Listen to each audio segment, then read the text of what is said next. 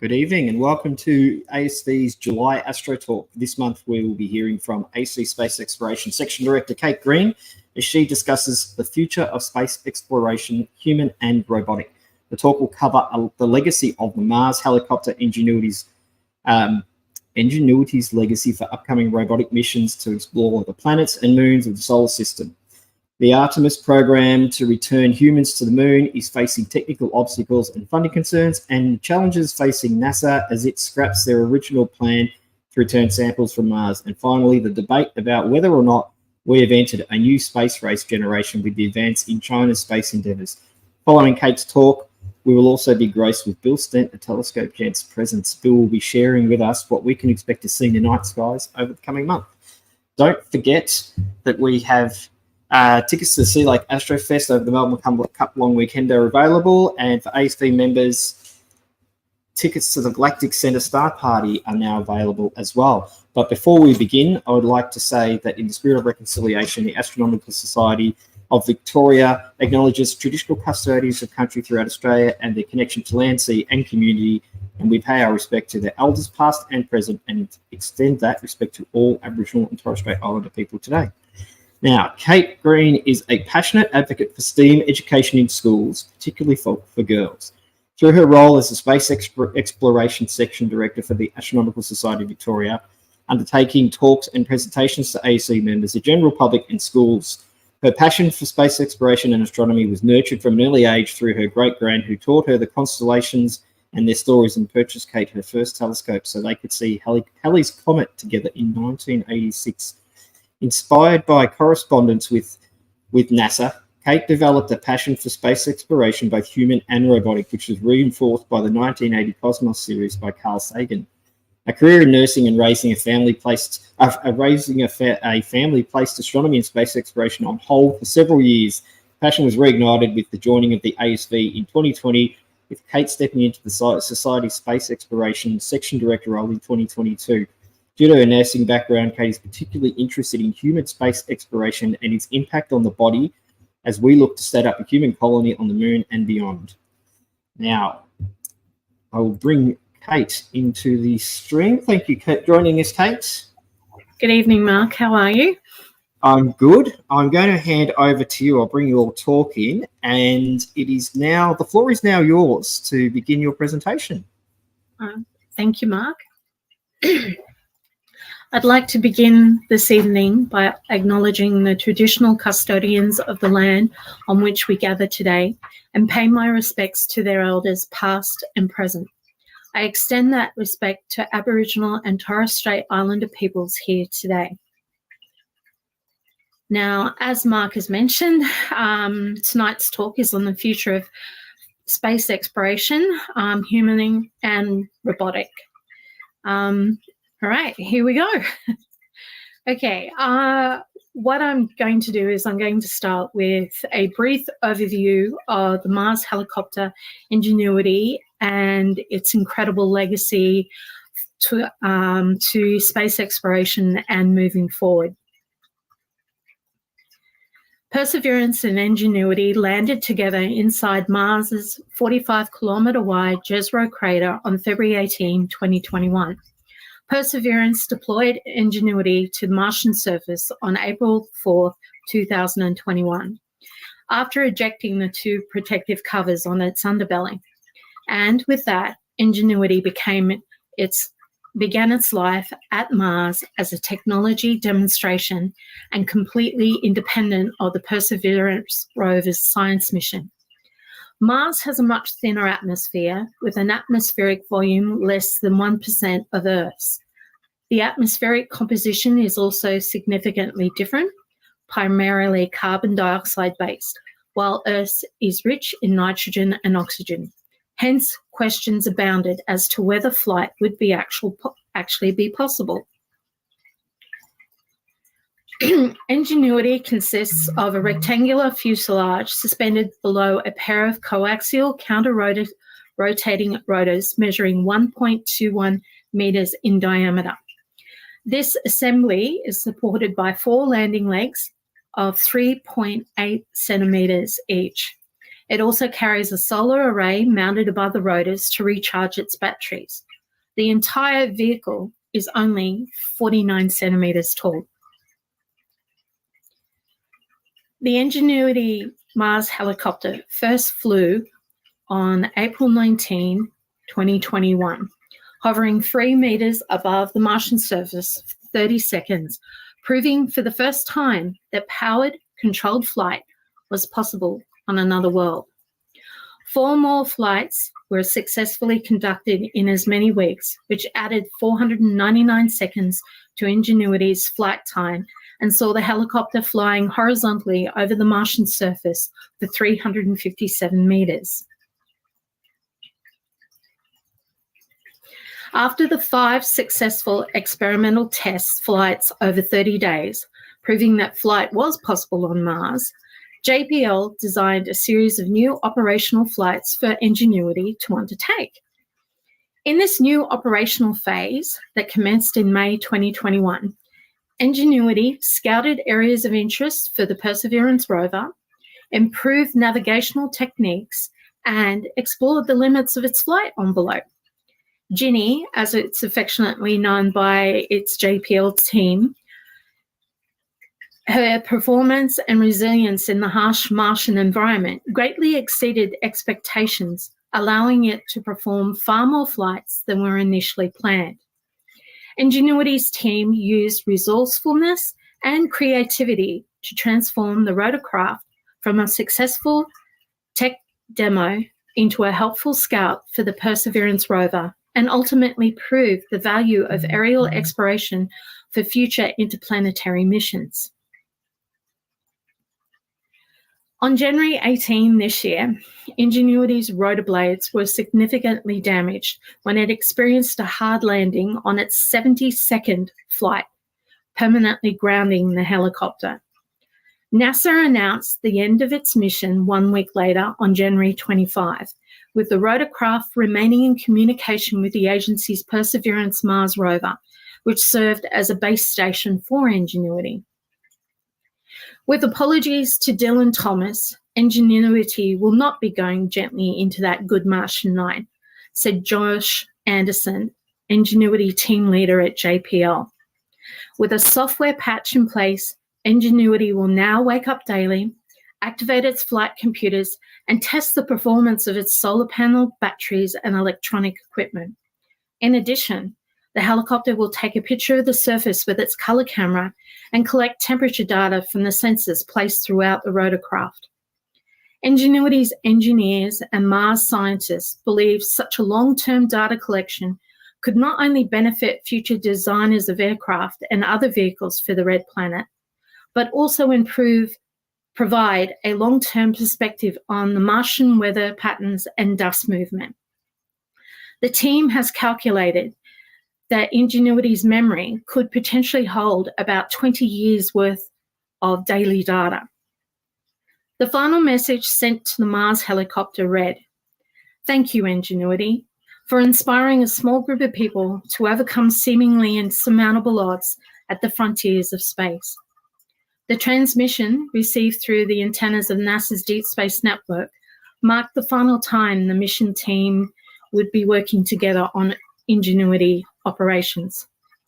Now the helicopter is ready for its final act, to serve as a stationary testbed, collecting data that could benefit future explorers of the Red Planet.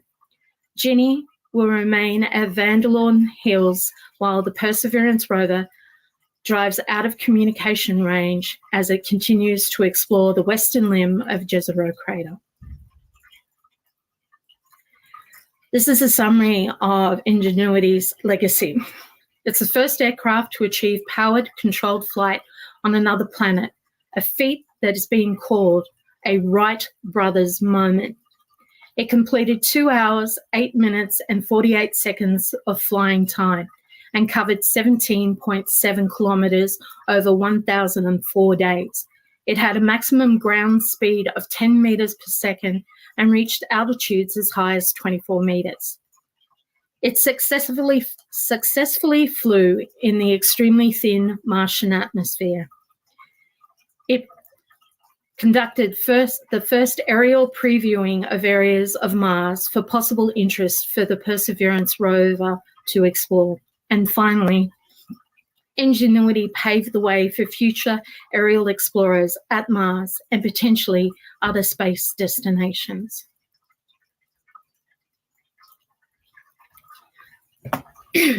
This is the legacy of Ingenuity, the Dragonfly helicopter. Due to the incredible unexpected success of the Ingenuity Mars helicopter, NASA is currently in the construction phase of a new generation of helicopters. Dragonfly is a rotorcraft lander mission, part of NASA's New Frontier program, and marks the first time NASA will fly a multi-rotor vehicle for science on another planet. It has 8 rotors and flies like a drone. This revolutionary mission concept includes the capability to explore diverse locations, to characterize the habitability of Titan's environment, to investigate how far prebiotic chemistry has progressed, and to even search for chemical signatures that could indicate water-based and/or hydrocarbon-based life on Titan. It will take advantage of Titan's dense atmosphere, which is 4 times denser than Earth's, to become the first vehicle ever to fly its entire science payload to new places for repeatable and targeted access to surface materials. NASA stated, "With Dragonfly, we're turning science fiction into exploration fact." Making multiple flights, the Dragonfly dual quadcopter will explore a variety of locations on Titan. The dense, calm atmosphere and low gravity make flying an ideal way to travel to different areas of the moon. Studies from the late 1990s onward identified aerial mobility, such as that provided by helicopters, balloons, and aeroplanes, as a key enabler for Titan exploration. In under an hour, Dragonfly will cover tens of kilometres farther than any planetary rover has travelled before. With 1 hop per full Titan day, which is the equivalent of 16 Earth days, the rotorcraft will travel from its initial landing site to cover areas several hundred kilometres away during the planned 2-year mission. Despite its unique ability to fly, Dragonfly will spend most of its time on Titan's surface, making science measurements. Flight, data transmission, and most of science operations will be planned during Titan's daytime hours, which is the equivalent of 8 Earth days, giving the rotorcraft plenty of time during the Titan's night to recharge.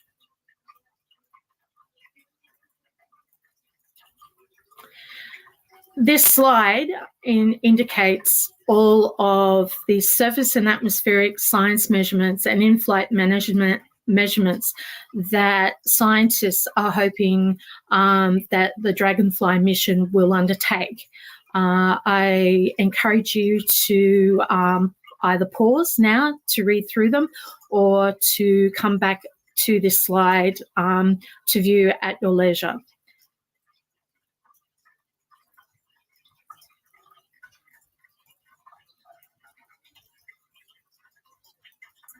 Whoops. Dragonfly is a quadcopter drone with a mass of 400 to 450 kilos and will be roughly the size of the largest Mars rovers, Curiosity and Perseverance, which are the size of a small SUV. It flies using 8 rotors attached as 4 pairs to outriggers mounted on the side of the body. The craft can fly at about 10 meters per second and reach altitudes of 4,000 meters. Power, approximately 70 watts, is stored in the rechargeable batteries and is supplied by a multi-mission radioisotope thermoelectric generator mounted in a cylinder on the back of the drone, same as Curiosity and Perseverance. Dragonfly will have the ability to fly for approximately half an hour and cover distances up to roughly 10 kilometres on a single 8-day battery charge. 2 landing skids will protrude from the bottom of the craft. Each skid is equipped with a sampling drill, part of the Draco sampling system. Science instruments will include a mass spectrometer, a gamma ray spectrometer, a geophysical and meteorology package, as well as a suite of cameras.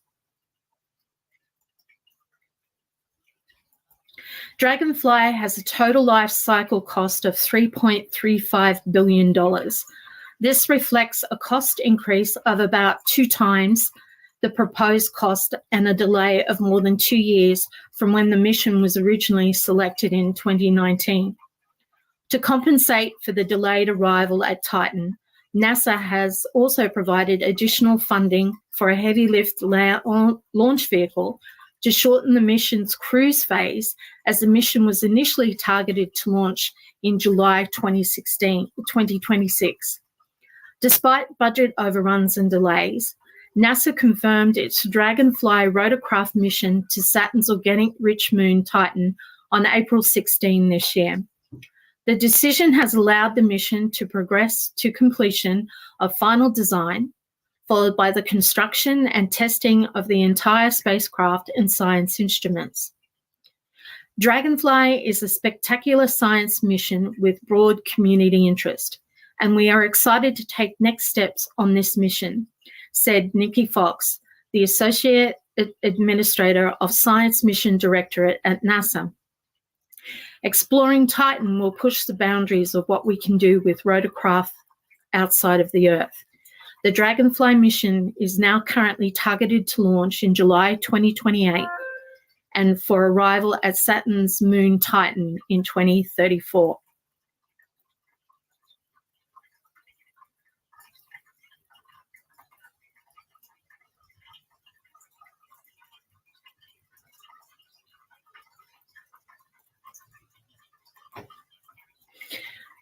Humans finally achieved controlled flight on another planet for the first time just a few years ago with Ingenuity.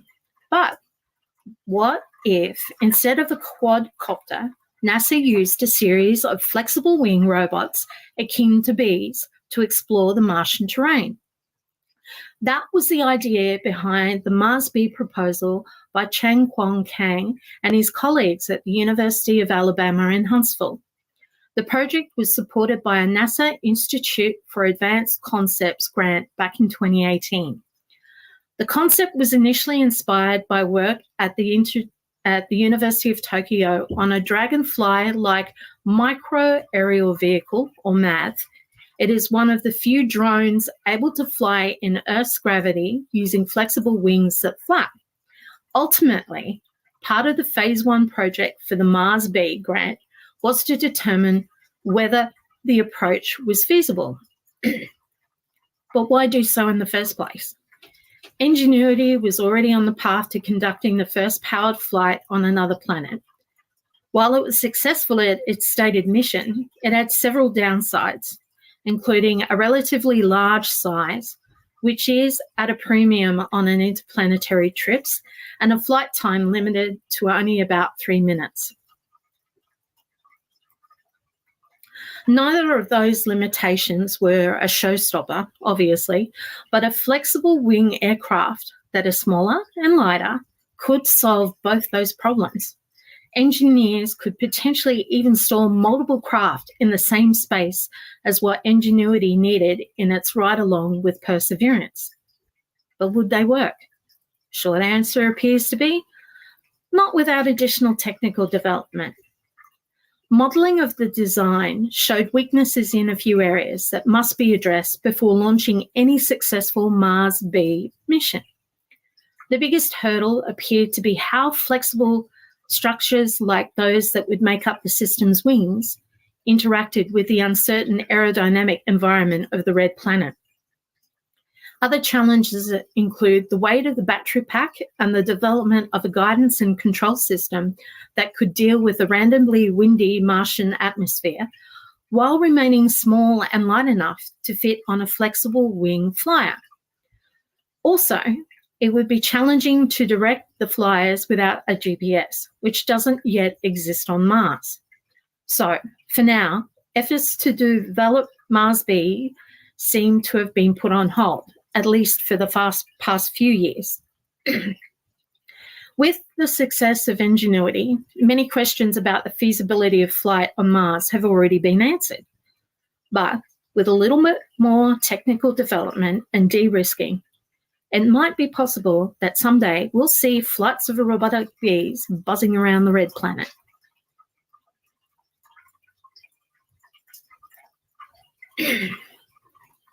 NASA is looking for a new way to get its precious Mars samples back to Earth.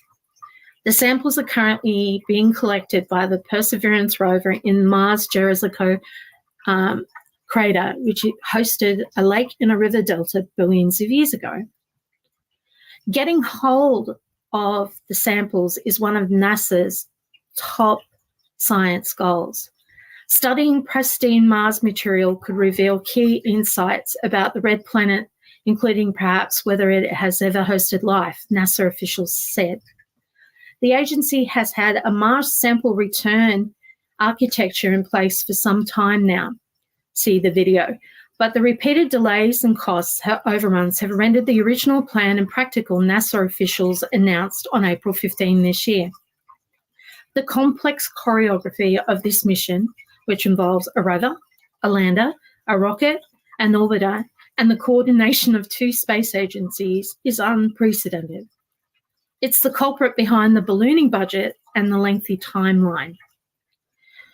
The bottom line is that $11 billion is too expensive, and not returning samples until 2040 is unacceptably too long, stated NASA Chief Bill Anderson. That price tag is the upper end estimate calculated by an independent review board, which released its findings in September 2023. For perspective, a study from July 2020 estimated that the total cost of the Mars sample return mission to be between $2.5 and $3 billion. A team within NASA analysed those September 2023 results, determining that the agency won't be able to get Perseverance's samples back to Earth until 2040, with the established architecture that they have now. This conclusion cited reasons such as the current budget constraints and the desire not to cannibalize other high-priority science efforts like the Dragonfly drone mission to Saturn's huge moon Titan. NASA is also feeling the heat from Congress. For the fiscal year of 2024, the Senate Appropriations Committee cut NASA's planetary budget, science budget by over $500 million. So if NASA can't keep a lid on the cost, then the mission might even get cancelled.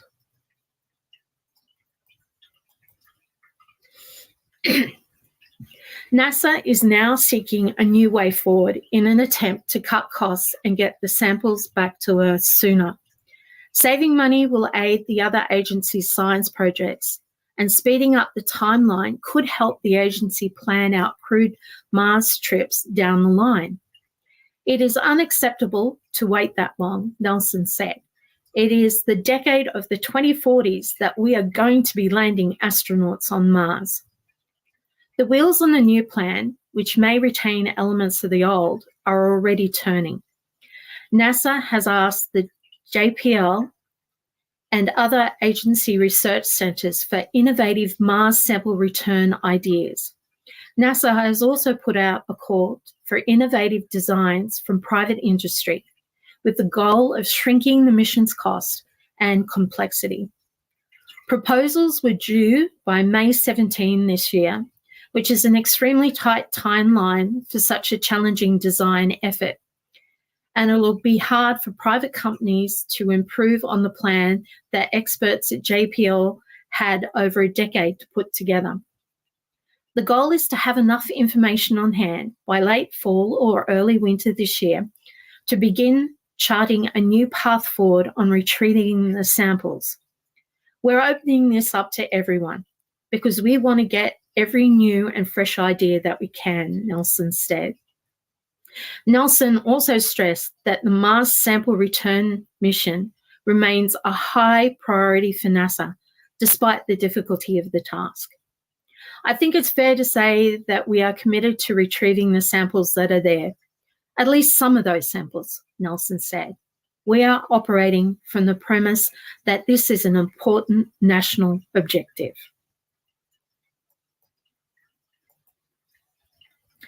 NASA could get the Mars samples back to Earth with a single launch of the Space Launch System rocket, Boeing says.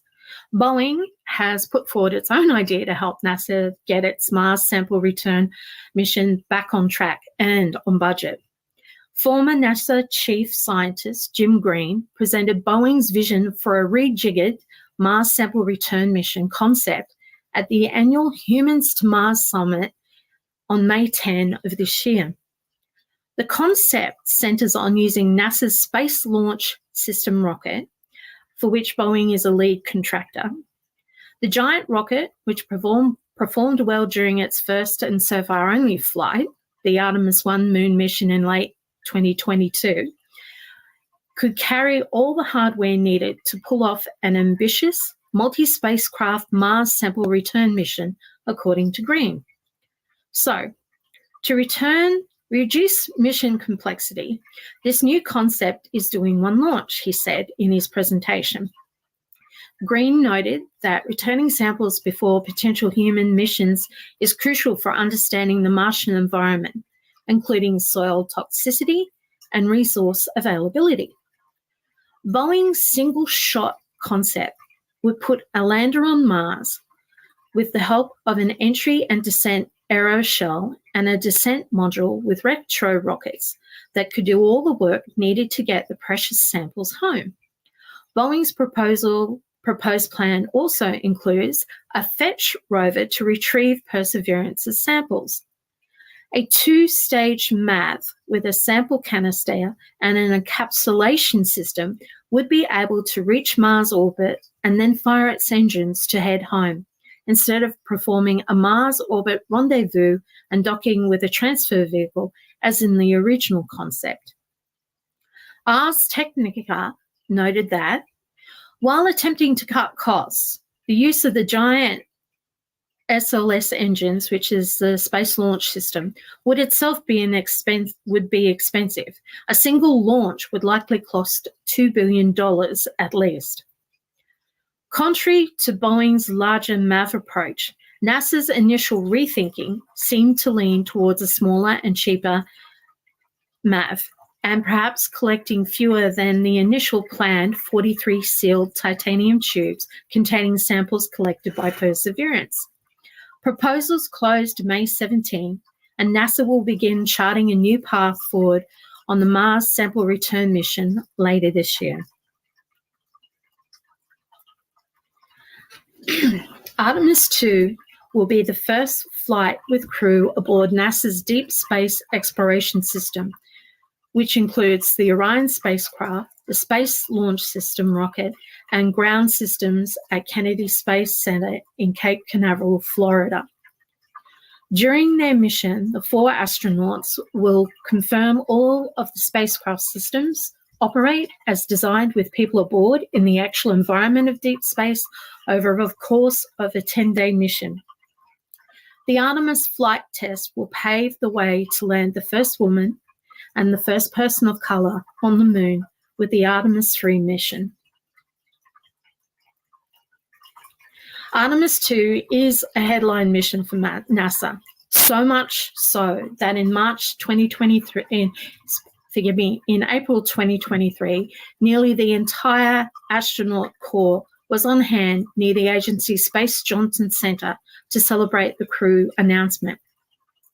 Canadian Space Agency astronaut Jeremy Hansen, who is a mission specialist and the first non-American to leave low Earth orbit, is joined on the mission by NASA Commander Reid Wiseman, pilot Victor Glover, the first person of color on a moon mission, and mission specialist Christina Koch, the first woman on a moon mission. However, the Artemis program to return humans to the moon is facing technical obstacles and funding concerns. NASA named many reasons for pushing back both Artemis 2 to 2025 and the debut moon landing mission, Artemis 3, a year later to 2026. Among them were problems with the heat shield of the Orion spacecraft meant to protect astronauts during re-entry and electrical faults in the abort system to protect astronauts if their Space Launch System rocket fails during liftoff to the moon. NASA's moon program still has some work to do before it can pull humans' boots back on the lunar surface. The OIG reported that the Artemis 1 test flight of the Orion spacecraft revealed anomalies with the Orion heat shield, the separation bolts, and power distribution that pose significant risks to the safety of the crew. Resolution of these anomalies is among the most significant factors impacting NASA's readiness for Artemis 2. The report stated that NASA found over 100 areas on the Orion's heat shield had worn away differently than expected during the spacecraft's re-entry to Earth's atmosphere in December of 2022. In January this year, a delay to the Artemis program timeline was announced. The Deputy Associate Administrator for NASA's Moon to Mars program directly addressed the particular heat shield issue, stating that NASA did see the off-nominal recession of some char that came off the heat shield, which was not expected. Furthermore, the heat shield is an ablative material. It's supposed to char, but it's not what we were expecting, with some pieces of that char to be liberated from the vehicle. NASA is already making modifications to the heat shield to help mitigate the charring issue. In addition, the agency is altering how it bolts the spacecraft's crew capsule to its service module, hoping to mitigate the unwanted melting around the bolts. The OIG report also cited anomalies in the Orion's electrical system that affected how power is distributed throughout the space capsule. Artemis 2 is currently scheduled for September 2025, having been delayed from its original launch date of November this year. The delay was made to provide more time to ensure all hardware is safe for the crew ahead of the planned mission around the moon and back. That new timeline means that NASA astronauts likely won't return to the lunar surface until September 2026, with Artemis 3. However, delays in developing and testing SpaceX's human landing system, which we know as Starship, which will ferry astronauts to and from the lunar surface, could delay that date even further. Gateway. Gateway is part of the Artemis architecture to return humans to the lunar surface for scientific discovery and chart a path for human exploration further into the solar system, such as to Mars and beyond. Starting with Artemis 4 mission in 2028, the international teams of astronauts will be living, conducting science, and preparing for missions to the lunar South Pole region on Gateway. They will be the first humans to make their home in deep space.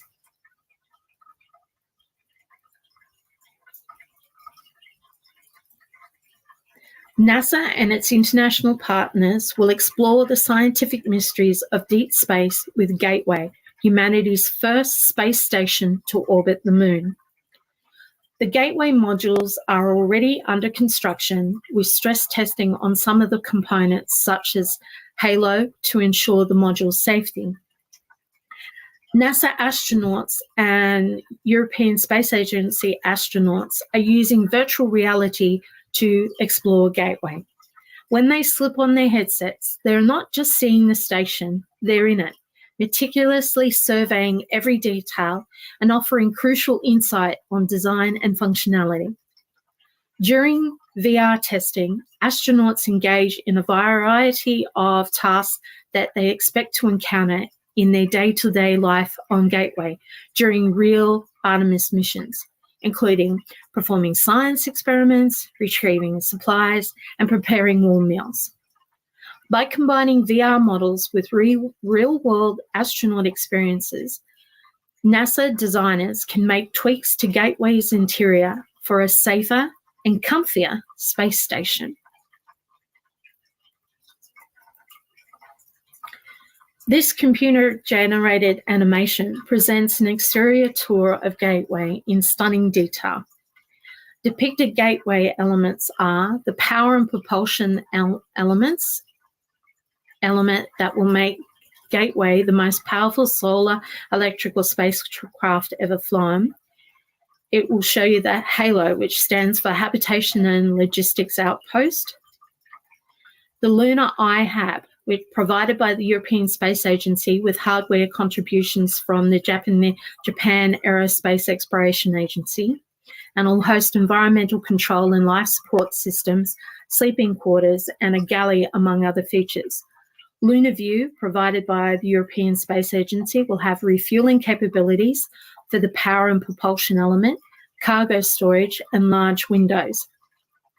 The Crew and Science Airlock, provided by the Mohammed bin Rashid Space Centre of the United Arab Emirates for crew and hardware transfer from Gateway's interior to the vacuum of space. The Canadarm3, which is an advanced external robotic system provided by the Canadian Space Agency and is the third iteration of the Canadarm that we initially saw first used on the Space Shuttle program. The Deep Space Logistics spacecraft that will transport cargo to the Gateway and support Artemis missions. And there is also an initial Gateway science payloads that will study solar and cosmic radiation, which is a little understood phenomenon that is a chief concern for people and hardware traveling through deep space, including to Mars.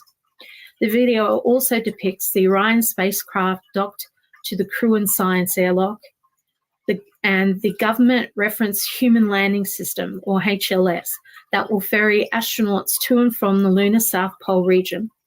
SpaceX and Blue Origin are on contract to provide the Starship Human Landing System and Blue Moon Human Landing System, respectively.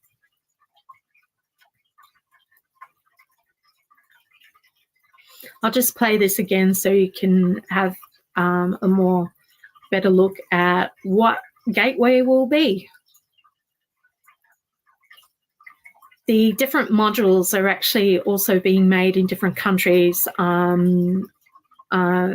such as Germany, Japan, United Arab Emirates, the United States. There's also one or two components actually coming from Australia. It really is an international consortium to build and fund Gateway Lunar Space Station.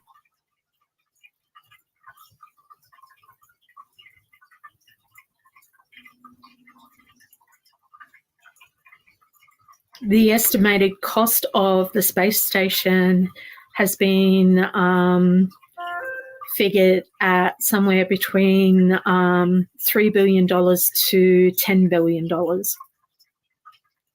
So by sharing the costs through having consortiums of government and private sector means that no actual one space entity has to bear complete costs.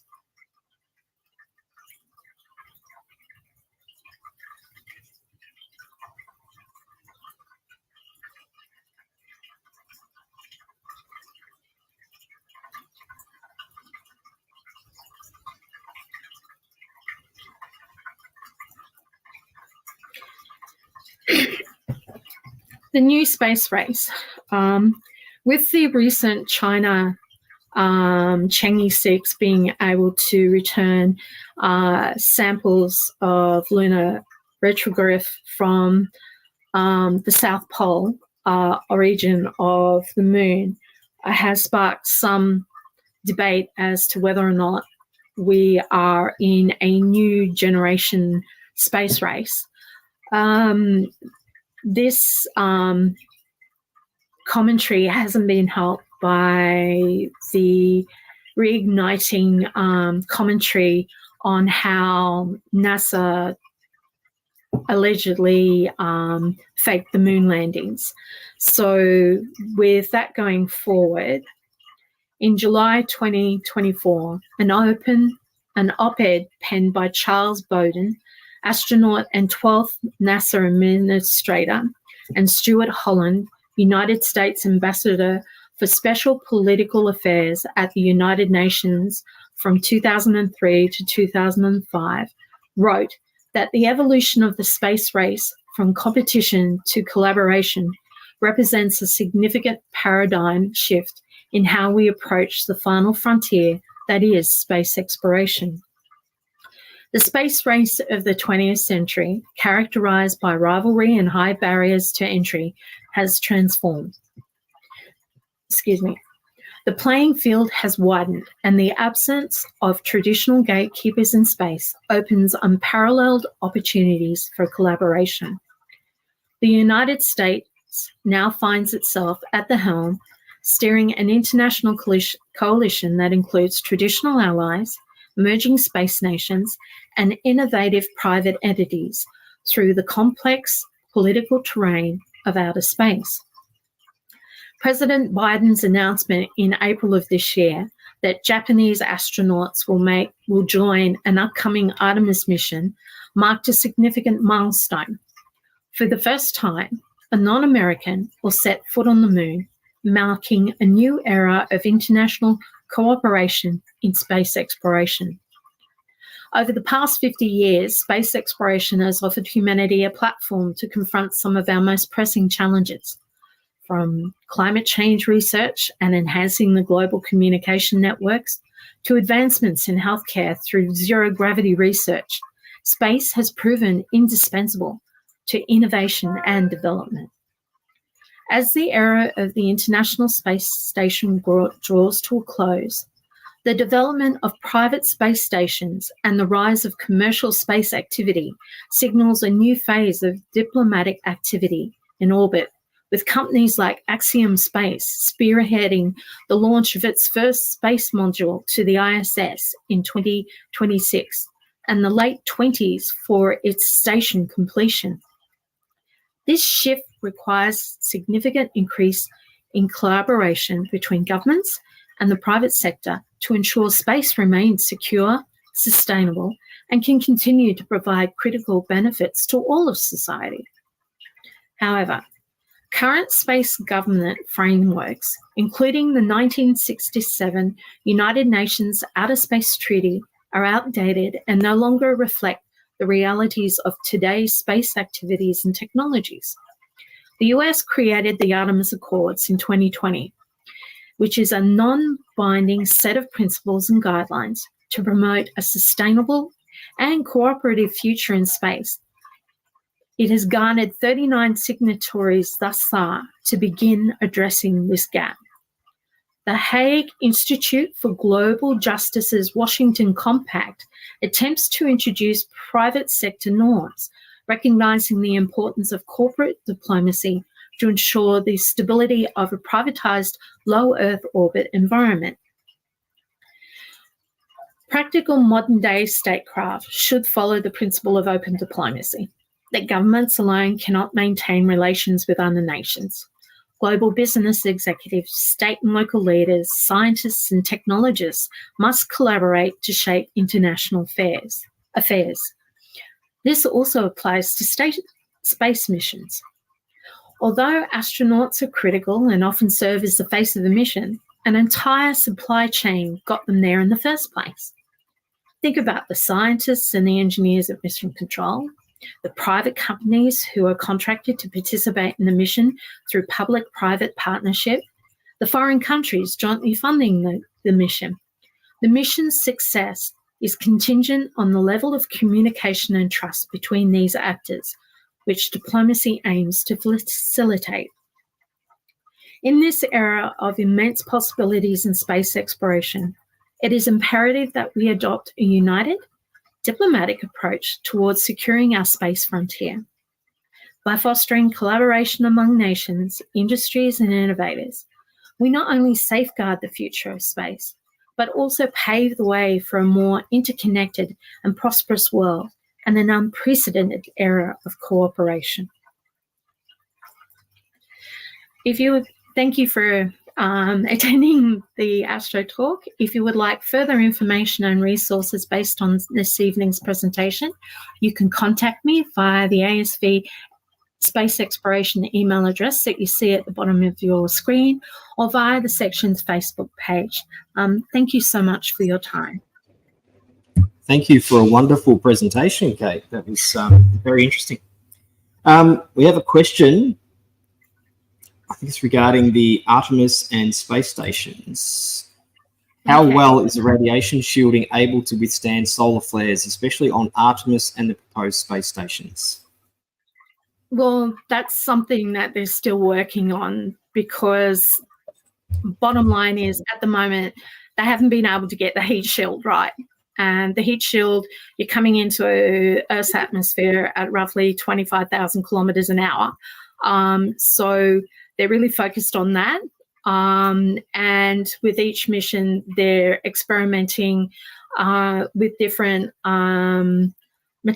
There's also new, in the last week or so, new papers out on a cloth kind of material that with solar radiation, and that it actually strengthens and becomes a protection. So much of this is still in the developmental stages, and currently they only share so much information. So as we get closer to things, the more information will eventually come about. I'm sorry I can't give you much more of an answer than that, but that's where we stand at the moment. Well, thank you, Kate, for a wonderful presentation. Got some comments here thanking you for your talk. Awesome talk, Kate. Kelly, naming it Ginny makes it sad to hear that he's being left behind by Percy when it's at the start of your talk, and your talk about the Mars missions. It's remarkable that all of the Mars craft have exceeded their proposed lifespans. Pretty much all of them have, haven't they? They've all exceeded what they were meant to do by a fair distance as well. Well, considering that out of the first 6 tries at landing on Mars, we had actually there was 8 initial ones.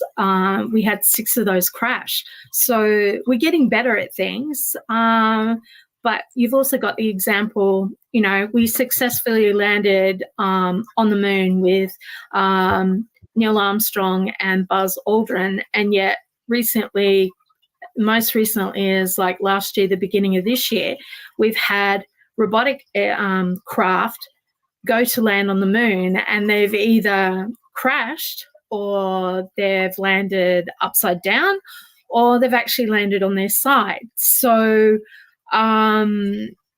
it just, for me, it kind of makes me wonder, well, what were they doing right back in the 60s that we've overlooked here in 2024? What have we overlooked? Because it's just a little bit discombobulating that with 50s, 60s technology, they could actually land properly, and we, with all the technological advances, are landing on our side, upside down, or crashing. So, yeah. You think it's maybe a fear factor, a lack of wanting to take risks with certain technology for fear of injuring or loss of life or things like that? It means some of the technology that we're using now isn't where it probably should be, because we've been afraid to push it where it probably needs to go. Whereas they weren't like that back then. They were sort of like, if we lost lives, we lost lives. This is a space race. We want to get there first. Yeah. I feel that the loss of Challenger and Columbia really in such a short time span apart, like Challenger was 1986 and Columbia was 2003, whereas before that we lost Apollo 1 1960, I think it was 63, 64. Forgive me, I'm not 100% on the date. And there was such a long period of time. I think there's also a little bit of dismissiveness towards the endeavours of, the previous Apollo mission. Like, yeah, they landed on the moon. Yes, they went back, but we stopped going back because of the cost. I do think cost has a lot to do with things, but I don't know. It just, I have to say, I think that NASA and other space agencies, although they don't have the pockets of Elon Musk, there is a lot to be said to the way SpaceX does its stuff. We don't sit and learn from mistakes on paper. We build it, we launch it, and we learn from what went wrong, and we learn from what went right. And here they are. They just successfully did their fourth flight, completely successful. First three, not so much, but each time it was incrementally more. And I think there's a lot to say for that. There's only so much you can work out on paper. Then you've basically just got to commit. So, yeah. But space exploration is going absolutely crazy with everything at the moment. I mean, I could sit and do a talk for a year and it still wouldn't cover everything that's going on currently. Too much happening. So Mim Timms is saying the reason why is that back then there were great women mathematicians doing the hard yards. We need more women in science and astronomy is what we need. Absolutely agree. That is my biggest passion. And the other thing that I'm really passionate about is that it not just be STEM. We need STEAM, which is science, technology, engineering, arts, and the math.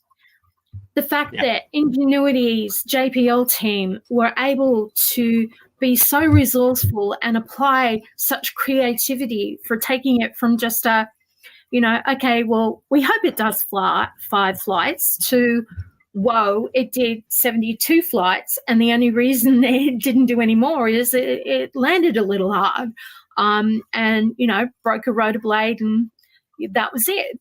But it's that creativity. We need STEAM. We need to inspire our kids to fall in love with, a space, because there's so much imagination connected with space because there's so much unknown. And that's why I fell in love with space. It's that creativity that, okay, you can dream up whatever you want. Yes, we don't know it won't work, but yes, we don't know if it will work. So let's go. You never know if you never go. If you don't ask the question, you won't get the answer. And anything is possible, really. Anything is possible. So it just takes imagination and perseverance. Exactly. Yep. Thank you, Kate, for a wonderful talk. And Thank you. There we go. Talking to the converted. Sorry about that. Talking to the converted science and maths teacher here, who also teaches astronomy. So this is wonderful. You're my legend. I love it. So yes, thank you, Kate, for a wonderful talk. It covered a lot of topics. We definitely have to come back and do some more. As you said, there's plenty in space exploration to cover off. So well, Yeah, well, I did include the Marsbees because I was actually thinking of our ASV dark sky site manager, Gavin, who's always running into, fly the insects up there. So I thought he might need a few Marsbees to just make it, even more interesting for him. He has to learn to leave his caravan lights off and the door closed, and then you won't have a problem.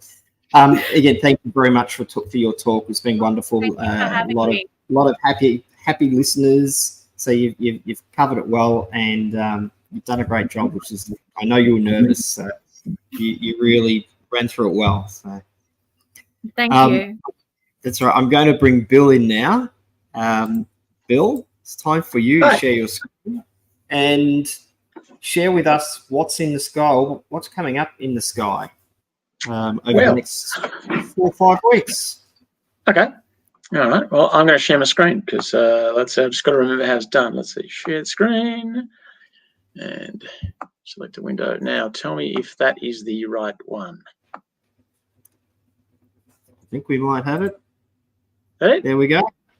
Floor is yours. Awesome. Thank you very much, Mark. And before I get much older, I would like to thank Kate. It was a great talk. Thank you very much.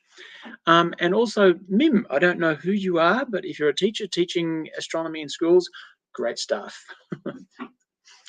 Right.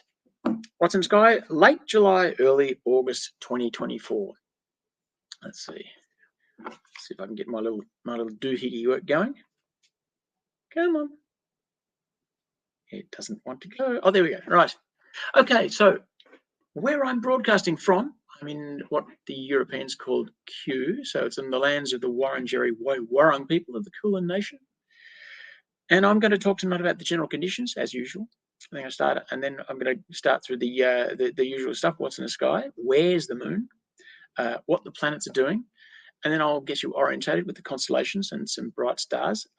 Still no planets in the evening, not much. I'll go through the suggested targets tonight. It's a bit busy, but yeah, I might split that again later on. Then I'll start talking about a bit for the early risers, followed by the quick wrap up for things to look at for this month. Okay, so general conditions at this time of year: sunset about 5:15. It's dark after 6. Next month, it's going to be about an extra half hour of light, so enjoy the darkness while it lasts. Sunrise at the moment is just after 7:30. It's dark until chunk after 6:30. Next month, again, you're going to lose about an hour's worth of stars. Now, we're past the winter solstice, which means that things are getting brighter, but they're getting colder. So now, young astronomers, can you find the equator in the sky? And which hemisphere? This is getting a bit smug. Which hemisphere gets the best view of the Milky Way, north or south? And another question for the young astronomers: why does it get colder after the solstice and not warmer? I'll leave that one with you. Milky Way season, it's right overhead right now. So you'd better get on your bike if you want to get a decent shot of the Milky Way. It's the season is getting on. For the moon lovers, selenologists, first quarter is on Sunday the 14th. That's coming up, which means that it rises at noon and sets at midnight. The best time for viewing the week after that, that is the week following, is in the afternoon when you're looking west. It's just in the south. It's across the equator on the 12th, so it's moving towards the south. The apogee, that's a mini moon, is on the 12th, so that's it's the same time. So the first quarter is a mini, I don't know what you call it, mini moon first quarter, whatever.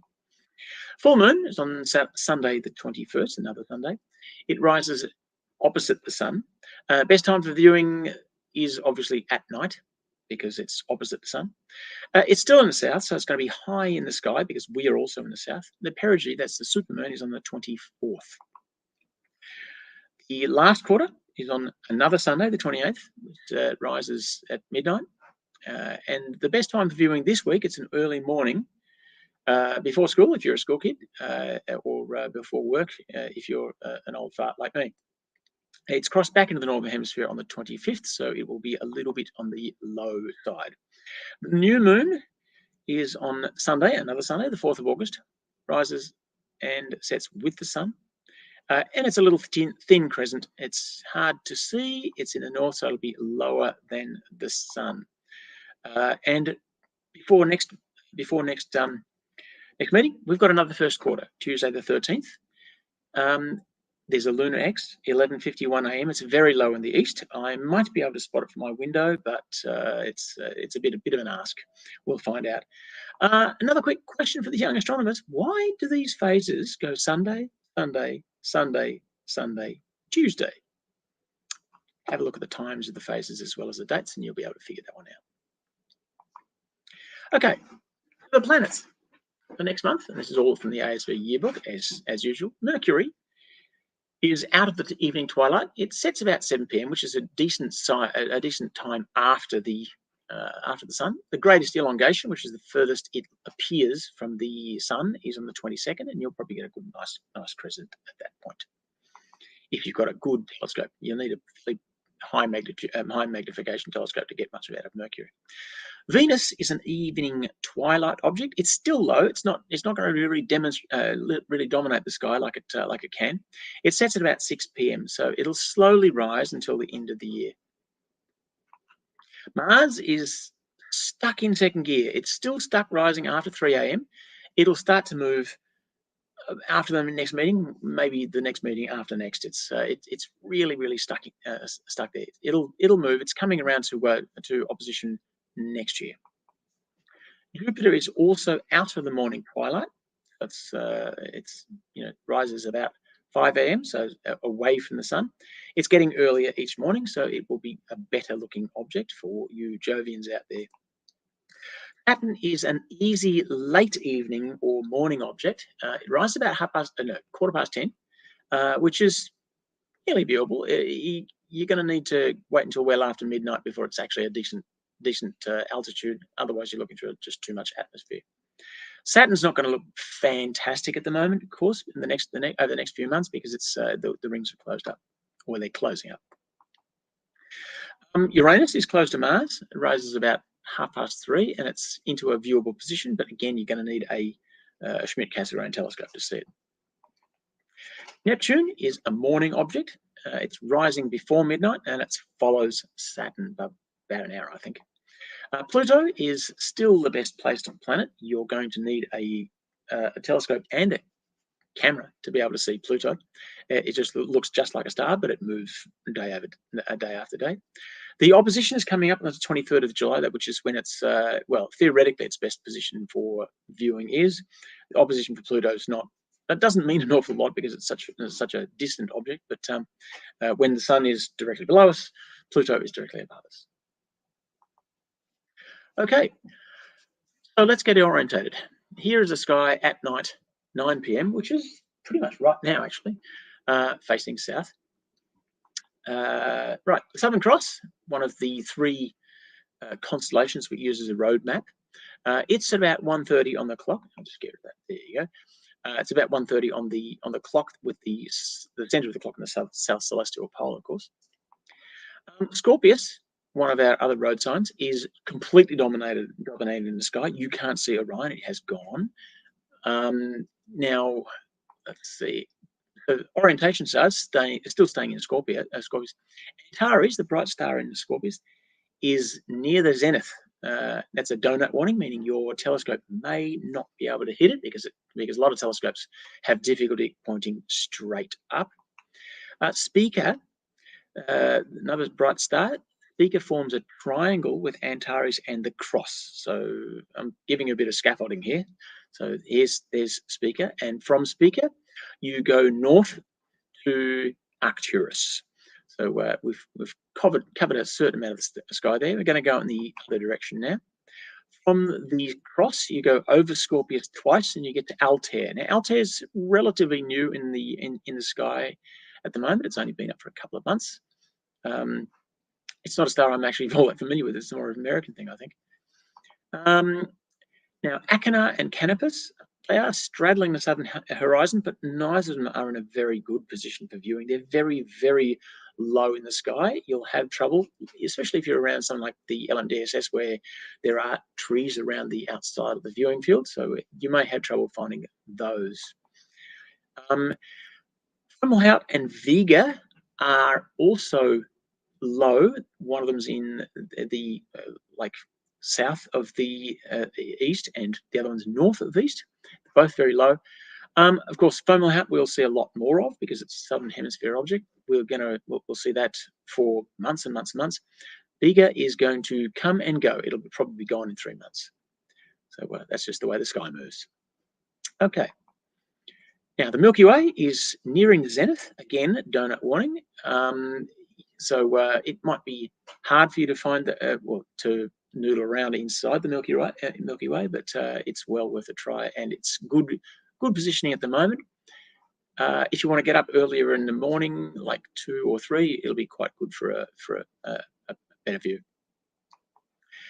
Okay, so moving to my targets for the evening. Now, this month I've sort of mixed up the visual and astrophotographic ones. I think I might undo that next month because it is going to get a little bit busy. Sorry about that.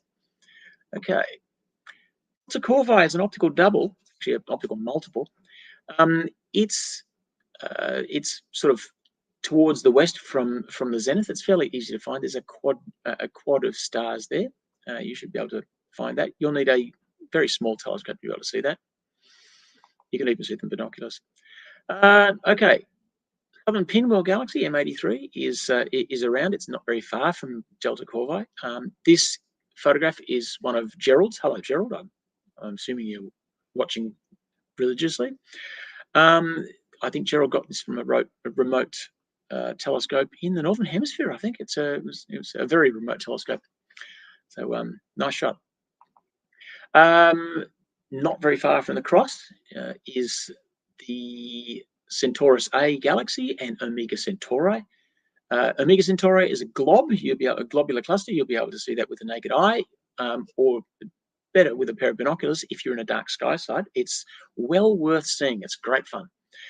Centaurus A is harder to see. You can maybe just pick it up with a large aperture telescope. It's better with a camera, of course. You can see that this is the view that I got from the 2-meter remote dome. It's fairly small in the field. So, but anyway, I put it up there just to show you the view. Now, Scorpius area I was talking about last month. It's obviously still there. It's actually pretty much optimally placed, although straight up it can be a problem. You've got the Butterfly. That's the M6. Butterfly cluster, and that's the one at the bottom, and the Ptolemy cluster, which is the one at the top. They're very close to each other, near the end of the tail of the Scorpius. The Lagoon and Trifid Nebula are, Butterfly and Ptolemy are visual targets, by the way. Lagoon and the Trifid are photographic targets, and thanks to Paul Litchin, my boss, for this photograph.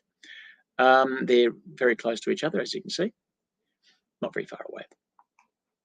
The Moth Wing Cluster is NGC 6281, and I confess I don't have a photograph of the Moth Wing Cluster. I was going to see if I could pick it up this last week, but it's been raining, so it should be a bugger. Toolbox going back to the cross is always available. It's fairly good, fairly well placed at the moment, so I'd be going around there.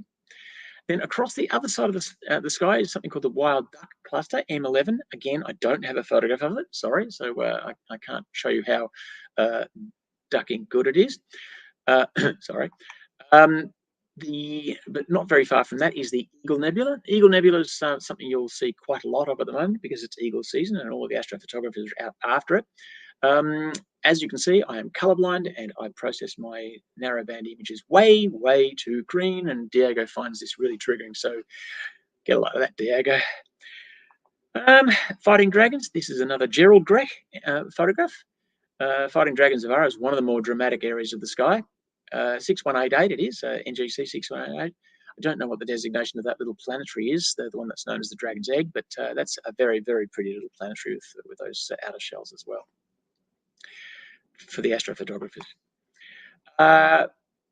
The final bit of astrophotography, you won't be able to get this with a visual, but Fenrir, the Dark Wolf, who's the wolf that killed Odin, Sunfist 17. I do have a photograph of this. It's one of Anne-Marie's. I thought I'd leave it to last because check that out. This is one of my favourite areas of the sky. That is just unbelievable. Don't you love it? And it really looks like a wolf too. So, moving right along. Comets. There's a comet here, Sushinshan. It's low in the west at the moment. In fact, it's well, you can probably still see it if you run out now, but don't. I'm talking. Over the next 2 weeks, it's going to disappear down to the horizon. It's going to move that direction, and it will cross over and become a morning object in a few weeks' time. So we're going to keep our eyes on that because we're hoping that is going to be a really, really good comet. It's end of September, early October from memory.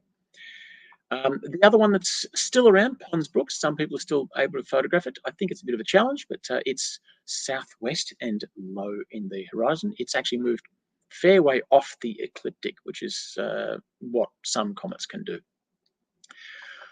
Finally, the Coronae Borealis is right on the northern meridian, and I'll get back to that shortly. The other thing I'd want you to do is get that dob out and go noodling around between the galactic core and the cross. Careful of the donut. Well, you won't need to be careful of the donut. You'll just have trouble finding something. But yeah, it's the best time of year just to move around that area because there's so many little clusters and nebulas and all sorts of bits and pieces in there. It's just fun just to wander around. It's a heap of fun. So they're the targets for the evening. Moving to tomorrow morning, I'll just rattle through this because there's not an awful lot apart from the planets. Okay, so the Southern Cross is nearly at 6 o'clock from the South Celestial Pole, and Scorpius is approaching the horizon. But guess what? Look, we've got Orion back. So there's our three not clusters. What do they call them? Yeah, constellations. They're the ones that I use to find my way around the southern sky. And at 5 a.m. tomorrow, you can see all three of them. The Milky Way is setting, so probably too late for a decent image. Get up earlier. So and now planets are moving along the ecliptic. We've got Pluto and Saturn, which is well placed. Opposition is 8th of September. Although the rings are closing up, so better hurry. Neptune is right on the meridian at 5 o'clock. Mars and Uranus are right together, and Jupiter is just rising. So so that's the 5 a.m. story. Now, what about the nova? The Coronae Borealis, otherwise known as the Blaze Star, it's about, well, we believe, about to do its thing. So here it is, courtesy of Stellarium. I've got a little circle around it. You can see it just on the meridian there. Now, what is it? Now, Stellarium calls it a cataclysmic variable star, which just sounds awesome, and hopefully it will be. So, okay, what's going on is out there's a red giant star, which is large and cool, and it's got itself an accretion disk, which is this large disk of gas and garbage. It's almost like a proto planetary disk. It's just full of garbage. However, it's not going to form planets, I don't think, because there's a white dwarf which is small and hot, and it's orbiting inside that accretion disk. So I don't quite know how it snuck in, but it was very sneaky about it, I think. Now, what's happening is that white dwarf is sucking up all of the accretion material in the area around it. And what happens is the white dwarf will build up sufficient material.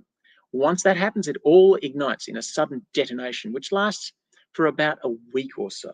So it's not a supernova, it's called a nova. A supernova goes bang. A nova more like goes woof. So it's more of a a flash over, but it's a big bright light. Now, after that happens, it's going to quieten down for about 80 years, and then it's going to do it all over again. So, and it's been observed several times. It's quite reliable. We think it's going to happen in the next month or so. And actually, there was some news reports in it this morning after I'd written this. I got my thunder stolen a little bit. But anyway, that's news. Now, you find T Corona Borealis. Oh, by the way, Latin T means about the 20th star. Those like A all the way to T. Coronae is a genitive, which means it belongs to something. And Borealis is also genitive, which means it belongs to something. So it means the 20th star of the crown of the north. There you go. Latin lesson for you all. So T Corona Borealis is very, very well placed for us in the southern hemisphere right now. It's not normally considered a southern hemisphere object. It is fairly low. However, it's about as high as it gets. So we've done relatively well. It's lowest in the north. It's just on the meridian at 9 p.m. which is about now. Now, what you do is you find Arcturus. Arcturus is about 30 degrees above the northwest horizon. Now, 30 degrees is about, I don't know, 3 fists or a 1-foot ruler held at arm's length above the horizon. So you should be able to find that. It's about the brightest star that's down that way. And then what you do is you move back to the meridian and you down just a few degrees. Now, if you're in a dark sky site, you should be able to see the corona itself. It looks like an upturned U. So I don't know, maybe a lowercase n. It's supposed to look like a crown, but of course we're not looking at it from the wrong side. Now, during the event, the star is going to brighten from about magnitude 10, which is something you can't see with your naked eye, to magnitude 2. Now, the star I've got there in Alphaca, is Alphaca. That's about the same brightness as what we think that T Coronae Borealis is going to get to. So in Corona Borealis, at the moment, you'll see one bright star, one brightish star, and in maybe a month's time, you'll see 2 bright stars. And they'll probably stay there it will probably stay there for about 3 or 4 days. So, final notes. First of all, there's not an awful lot happening this month. Sorry. So 22nd of July, Mercury reaches its greatest elongation, low and slightly north of west, setting about 7:45 p.m. On the 23rd of July, the day after, Pluto is opposition. So get out that T-ring. You're going to need a camera to spot it, see the one that moves. There's a moon around about the 23rd of July, so you might need to adjust your viewing night accordingly. 4th of August, Mercury is stationary and it's moving into retrograde. There's a lot of Mercury news because it's a busy little planet. The other thing I would advise is ask an astrologer what that might mean and listen to the answer, because you might actually learn something. Astrologers created astronomy. Remember that. 14th of August, Lunar X. Have a go at it. I didn't get it last time. So, and you know, these things are hard. So anyway, give it a go. 11:41 in the morning, you should be able to spot the moon low in the east. You're looking through a lot of atmosphere though. And remember, at any time in the next month, watch out for Corona Borealis, because it's going to go woof. Okay, I think we're done. Wonderful. Thank you very much, Bill. How did you go just before you were mucking around with the 2 meter? Did you get it? I got it. Yes. T Corona Borealis is I can't. I'm on this computer and the photograph is on that computer. Can you send me the photograph so we can share it with everybody? Not now. I mean, like, we can put it on. Yeah. I'll do that. Currently, it's a fit file. I haven't stacked it. I haven't processed it or anything like that. And it just looks like a star. But yeah, I've proven that I'm actually able to get that star from the dome. I was a little bit concerned that because the dome is at the north end of the viewing field, and there are stars a little bit north. And and so anyway, I got it. So it's obviously high enough. Cool. Wonderful. Well, thank you for another wonderful what's in the sky. We'll pull that one apart as well, like we've done with the other ones, and we'll pop that onto a separate upload as well for people who just want to watch that section. I'm going to bring Kate back in. Kate? Yes.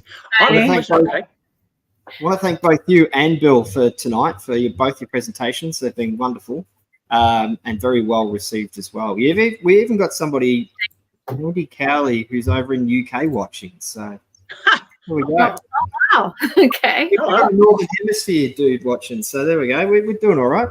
Forgot what I was going to say now. There you go, Kate. Even I get nerves and forget what I'm going to say when I'm presenting or when I'm hosting. So it's all good. What were you going to say, Bill? I've got a question for Kate. Oh, ask away. The return mission. Currently, what they're doing is they're dropping these little canisters around Mars. Mars has dust storms. How are they going to find these things?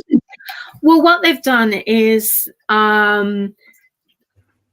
Perseverance has only got a finite storage area. So they've got this area where they've dropped off 20 titanium sample capsules, which basically look like no, they actually look like Star Wars lightsaber handles. And what no, sonic screwdrivers. Yeah. So what they've done is they've actually locked in those coordinates as each sample was dropped by Perseverance, just on the ground, kind of like a robotic, forgive me for this, robotic pooping machine. Every few meters it'd drop one and then it'd drop one, and it's in a grid pattern. So they've got that coordinates, and they are hoping that the sand in that and regolith of Mars will just cover that over, and so eventually they'll go along and they'll get them back. But at the same time, Perseverance still has another canister inside with that same sample from that same area. So, yeah. So if they can't find those ones, they might be able to find what's left of Perseverance. Well, the thing is, they don't really, unless they have a hard drop like Ingenuity Ginny did and, break a few things, they're just going to sit there and eventually get covered with sand. Yeah, but they're not going to break down, so to speak, unless they've taken bacteria from Earth with them that were failed to go through all the, the antibacterial screening that they did on it. So it's just going to sit there. I'm not really sure whether it'll rust or what, but yeah. Cool. So even though they haven't got GPS, they've still got longitude and latitude coordinates for them. So can you imagine it, Bill, in like 200 years when we've civilized Mars and the kids are out playing and they're kicking up the dust and they kick up this cylinder? What's this, man? What's this? Well, okay. Almost everybody's seen the movie Martian, The Martian with Matt Damon. What did he go looking for that was covered in sand? But one of the previous, it was the So that's basically what's going to happen with everything. They knew the coordinates. Yeah, they'll find it. They knew the latitude and longitude, and they'll find them. It's very cool. Like a giant lucky. It's like a giant geocache, and it's a Mars. Yes, I was going to say they're already geocaching Mars. There we go. Yeah. All right. Well, thank you everyone for watching, and thank you again, Kate and Bill, for tonight. We'll see everybody on next month's stream. One more stream online, and then we're back to Muir Hall once Lightscape is finished. And don't forget, Lightscape's actually pretty cool, Bill. No. I want to get back to Muir Hall. I'm not. Oh yeah, it's fun being at Muir Hall. It really is. But Lightscape itself is actually a pretty cool event. I know it's not what astronomers like with light, but it's still very cool. Yep. Don't forget that Galactic Center Star Party tickets for AC members. They're on sale. Link has been sent. It is on the website as well in the members area. And tickets for like Astrofest are also available. Lots of cool events. Fred Watson's coming again. His wife Marnie Ogg will be there. Dr. Sarah Webb, Dr. Simon Good will be there. Steffi Bernard as well, and Kim, former president of the Astronomical Society of South Australia, will be there presenting as well. Lots of people presenting. Very cool. Tours of the night sky going on. A lot of events. So we'll see everybody next month. See you later. Good night. See ya.